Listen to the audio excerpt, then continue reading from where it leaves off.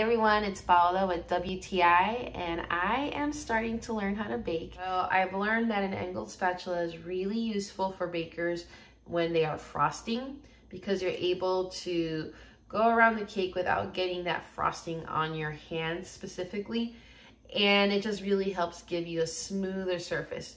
But they are very, very functional. For example, I always have pizza in the oven, and this one right here is the perfect little spatula to stick it in and check if it's done. This one right here is perfect for spreading mayonnaise and mustard on sandwiches and serving cake. Literally so many more functions than just frosting. If you do want to get a nice smooth frosting edge, this is definitely going to do the trick. Not flimsy at all. As you can see, I'm putting quite some force on it.